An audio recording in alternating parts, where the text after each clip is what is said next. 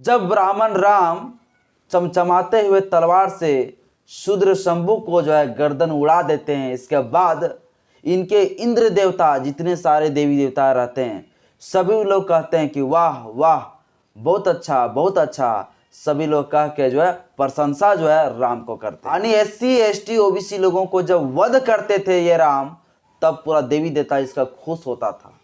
जब शूद्र समाज के लोगों को मारते थे, काटते थे, पीटते थे, तो इनका देवी देवता राम सब लोग खुश होते थे। यानी हमारी हार पर ये लोग खुशियां मनाते थे साथियों। पर हम लोग इस चीज को नहीं समझ पा रहे हैं। कब हम लोग इस चीज को समझेंगे? आज के इस वीडियो में आप सभी को फिर से बहुत बहुत स्वागत है। सभी देशवासियों को नमो बुद्धाय, जय भीम, जय संविधान। रामायण में 7 कांड है साथियों। 7 कांडों में से सबसे अंतिमवा जो कांड कहे जाते हैं उत्तरकांड को, उत्तरकांड के जो सर्ग है 73 से 76 के बीच में वो शंभुक वध के बारे में चर्चा किए गए हैं। शंभुक जो शूद्र समाज के रहते हैं, जो राम अपने म्यान से तलवार को चमचमाते हुए निकालते हैं और शंभुक की वध कर देते हैं। इतना घटिया किस्म के चीजें दिखाए गए हैं, इतना घटिया किस्म का चीजें उस रामायण में लिखे गए हैं, पर फिर भी हमारे लोग उस रामायण को पूरी तरह से ढो के चल रहा है। लोग पिक्चर में भी देखते हैं, टीवी में देखते हैं, सीरियल में देखते हैं, फिर भी लोग दिमाग नहीं लगा पाते और फिर भी उन रामायण के पीछे लोग हमारे समाज पड़ा हुआ है। तो थोड़ा सोचा कि ये जो सर्ग है जो रामायण का उत्तरकांड का, थोड़ा इनके बारे में आप लोगों के बीच में बताऊं। तो चलिए आज के इस वीडियो को हम शुरुआत करते हैं। इससे पहले मैं आपसे अपील करता हूं, मेरे YouTube चैनल में आप पहली बार आए तो चैनल को सब्सक्राइब करें, बेल आइकन पर प्रेस करें। वीडियो अच्छा लगे साथियों तो लाइक करने बिल्कुल भी ना भूलें, क्योंकि आपका लाइक ही मुझे मोटिवेट करता है। तो आपको पता होगा साथियों कि रामायण में जो कुल कांड है साथियों, वो कुल कांड 7 कांड है। कुल कांड 7 है। 7 कांड में से जो कांड है उत्तरकांड, इसी उत्तरकांड का एक सर्ग मिलता है 73 से 76 के बीच में सर्ग मिलता है। इस सर्ग में इतना घटिया किस्म के चीजें लिखे गए हैं। लिखा गया है कि अयोध्या में ब्राह्मण का एक पुत्र का एक अकाल मृत्यु हो जाता है, और उस ब्राह्मण का कहना था कि मेरा पुत्र का मृत्यु इसलिए हुआ है कि कोई अधर्म कर रहा है। अधर्म का मतलब ये होता है कि कोई ब्राह्मण को छोड़कर अगर कोई तपस्या करे, ब्राह्मण को छोड़कर कोई यदि तप करे तो वह अधर्म माना गया है। और ब्राह्मण का यही कहना था कि कोई हम लोगों को छोड़कर, ब्राह्मण को छोड़कर कोई है जो अधर्मी वाला काम कर रहा है, वो तपस्या कर रहा है, इसके लिए मेरा बेटा का अकाल मृत्यु हुआ है, ये कहता है। और उस समय अयोध्या का जो राजा थे उसमें बन चुका था श्री राम जी। उस 100 बॉडी को लेकर चले जाते हैं राम के पास वो ब्राह्मण, और राम को कहते हैं कि कोई तो अधर्मी कर रहा है, कोई तो अधर्म कर रहा है। वो कौन अधर्मी है जिसके वजह से मेरा बेटा का मृत्यु हुआ है? मुझे पूरा पता है कि कोई ना कोई अधर्म वाला काम कर रहा है, छोटे वर्ण वाले लोग, इसलिए मेरा बेटा का अकाल मृत्यु हुआ है। जैसे ही इस चीज को राम सुनते हैं, इसके बाद हवा में उड़ने लगते हैं और पूरा ढूंढना शुरुआत कर देता है कि कौन है वो अधर्मी जो अधर्म कर रहा है, कौन है वो शूद्र जो अधर्म कर रहा है, जो तपस्या कर रहा है, जिसके वजह से इस ब्राह्मण का पुत्र का मृत्यु हुआ है, अकाल मृत्यु हुआ है। साथियों सुन के अजब सा लगता है, कितने घटिया किस्म की चीजें उस चीजों में लिखा गया है। वहीं पे वो ब्राह्मण कहते हैं कि द्वापर युग में तप करना शूद्रों के लिए महापाप माना गया है, तो त्रेता युग में तपस्या करना ये सवाल ही नहीं उठता है। तो कौन कर रहा है?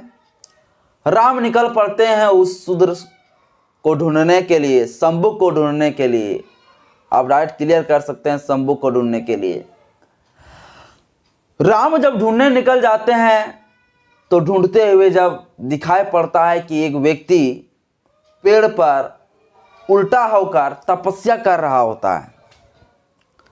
ये वाल्मीकि रामायण पूरा काल्पनिक है, पर इन काल्पनिक चीजों में भी जो है शूद्रों के बारे में कितना घटिया दृश्य दिखाया गया। जैसे ही उस ब्राह्मण को और राम को पता चलता है कि वहां पर कोई एक है व्यक्ति जो पेड़ पर जो है उल्टा लटक के जो है तपस्या कर रहा है, जैसे ही दिखाई पड़ते हैं इसके बाद वहां पहुंच जाते हैं राम और ये ब्राह्मण। इसके बाद उससे सवाल करता है कि तुम कौन हो और तुम जो है क्या कर रहे हो और कौन सा वर्ण से आते हो तुम? तो शंभुक बोलते हैं मेरा नाम शंभुक है और आप मुझे शूद्र समझ लीजिए। जैसे ही इस बात को राम सुनते हैं, चमचमाते हुए म्यान से तलवार को निकालते हैं और उनका सर को काट देते हैं। जब ब्राह्मण राम चमचमाते हुए तलवार से शूद्र शंभु को जो है गर्दन उड़ा देते हैं, इसके बाद इनके इंद्र देवता जितने सारे देवी देवता रहते हैं सभी लोग कहते हैं कि वाह वाह, बहुत अच्छा बहुत अच्छा। सभी लोग कह के जो है प्रशंसा जो है राम को करते हैं। यानी SC ST OBC लोगों को जब वध करते थे ये राम, तब पूरा देवी देवता इसका खुश होता था। जब शूद्र समाज के लोगों को मारते थे, काटते थे, पीटते थे, तो जो है इनका देवी देवता राम सब लोग जो है खुश होते थे। यानी हमारी हार पर जो है ये लोग खुशियां मनाते थे साथियों। पर हम लोग जो है इस चीज को नहीं समझ पा रहे हैं।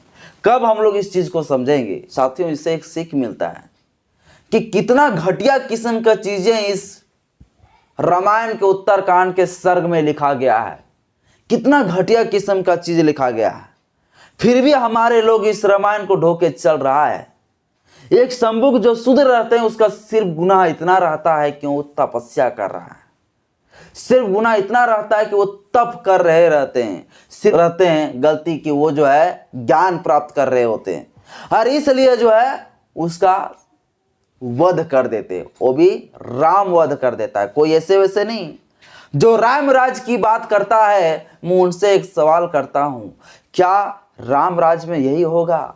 शूद्र लोगों के गले काट दिए जाएंगे, क्या वध कर दिए जाएंगे, म्यान से चमचमाते हुए तलवार से जो गर्दन काट दिए जाएंगे? क्या यही सब होने वाला है राम राज?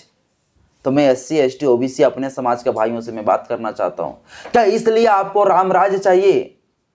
क्या कि आपका गले को काट दे, गर्दन को उड़ा दे, म्यान से चमचमाते हुए तलवार को निकालकर? साथियों, ये वाल्मीकि का उत्तरकांड का ये 73 से 76 जो सर्ग है, इतना घटिया सर्ग है। इस चीज को मैंने पढ़ के जो है सुनकर इतना मुझे बुरा लग रहा है, फिर भी हमारे समाज के लोग इस रामायण को पूरी तरह से ढोके चल रहा है।